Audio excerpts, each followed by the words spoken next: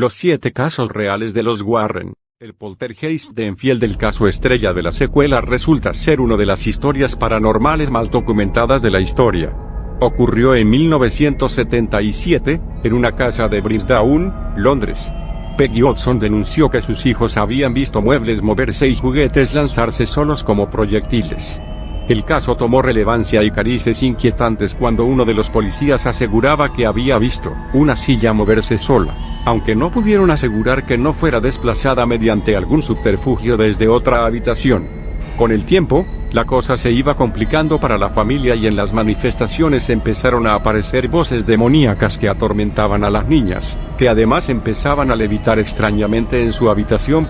La cosa saltó a los medios y la prensa de Reino Unido le dio una cobertura inusual para este tipo. Mientras tanto, los Warren pasaron por allí para hacerse la foto y dar su opinión de expertos en el tema, pero ni mucho menos llevaron la voz cantante en el caso.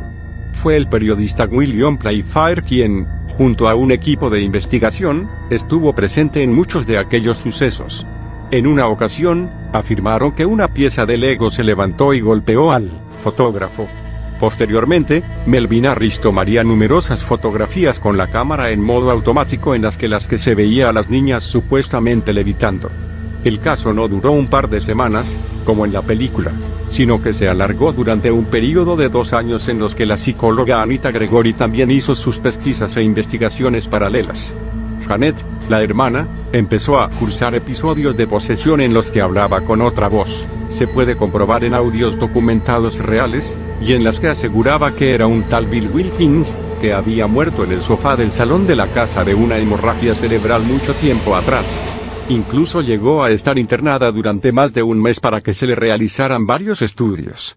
Finalmente, la psicóloga consiguió tomar fotos de Janet doblando cucharas y lanzando objetos a propósito, y confesó más tarde que algunos de los sucesos fueron provocados por ella y su hermana mayor para dar miedo a sus hermanos pequeños. Finalmente, el 90% de los sucesos paranormales se replicaron por métodos científicos y el resto mediante teorías psicológicas sobre histeria colectiva, ya que los familiares sí que estaban convencidos de la posesión de Janet. El periodista y el fotógrafo aún creen que fue real. Annabelle, la muñeca maldita.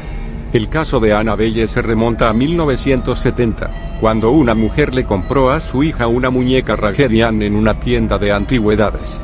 Cuando la dejaba apoyada en la cama aparecía en distintas posturas cuando regresaba a la habitación. La mujer achacó que podría haberse movido cuando alguien hubiera empujado la cama, hasta que empezó a hacer lo mismo por toda la casa. Además, había notas que pedían socorro o ayuda a Lou. Un día regresaron a casa y encontraron a la muñeca cubierta de sangre. Cuando contrataron a un medium para ayudarles, este se puso en contacto con una niña de 7 años llamada Annabelle, que fue asesinada y abandonada en un descampado años atrás. Annabelle aseguró estar muy a gusto viviendo con la familia, dentro de la muñeca, pero los Warren, que se pasaron a investigar, determinaron que en realidad lo que había dentro de la muñeca era un demonio, por lo que la encerraron en una vitrina que se encuentra en el Museo de Ocultismo de Connecticut, la casa encantada de Arnisville. La historia de la familia Perron, en la que se basa la primera expediente Warren, no difiere mucho de cómo se narra en la película. La familia se mudó a la hacienda Arnold, Rhode Island en 1970. La historia de la propiedad incluía suicidios y asesinatos a través de varias generaciones.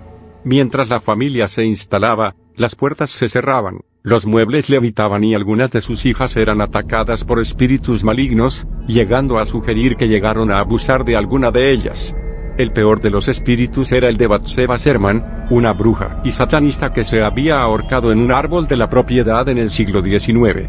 En repetidas ocasiones se les aparecía para que abandonaran la casa, cosa que, a diferencia de lo que ocurre en la película, sí se vieron obligados a hacer.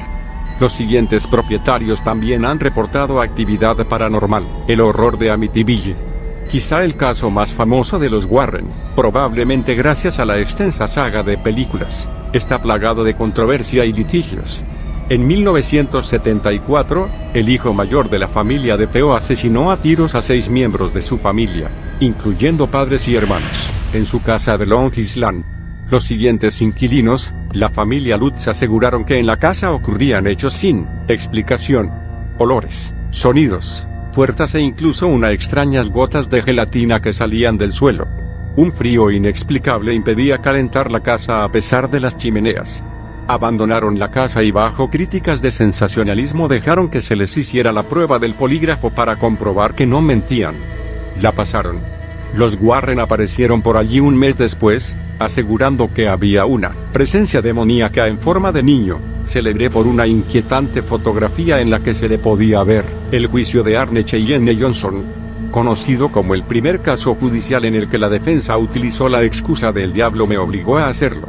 El asesinato de Alan Bono, casero de Johnson, a manos de este fue el último escalón del caso de posesión del hermano pequeño de Debbie Glatzel, el hermano pequeño de su prometida. El niño fue exorcizado con ayuda de los Warren. Ellos sostenían que el demonio pasó a Johnson, y que eso habrá hecho al muchacho dar 40 puñaladas a su casero. Lógicamente, la historia no fue aceptada y acabó siendo condenado a 4 años de cárcel. Embrujo en Connecticut en 1986, en Southington, una familia alquiló una casa que solía ser una funeraria que aún tenía restos del mortuorio en el sótano y un mausoleo en el exterior. Pronto el agua se empezó a teñir de rojo, los platos se rompían solos si se aparecían los muertos. Los Warren concluyeron que los espíritus estaban cabreados porque los antiguos funerarios tenían sexo con los muertos, pero incluso el escritor que contrataron los Warren para documentar el caso concluyó que los testimonios de la familia no eran muy creíbles. Un hombre lobo diabólico en Londres. Bill Ramsey empezó a tener episodios de posesión a los 9 años. Normalmente venían acompañados de síntomas de licantropía, como ladridos y comportamientos de lobo. Atacaba y mordía a sus familiares. En 1987 atacó a un oficial de policía con un comportamiento salvaje y animal, utilizando fuerza descrita como sobrehumana por los testigos.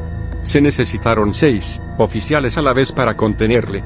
Los Warren aparecieron por allí para asesorar y ayudar en el consecuente exorcismo para calmar a la bestia. Ramsey no ha vuelto a tener ningún episodio más.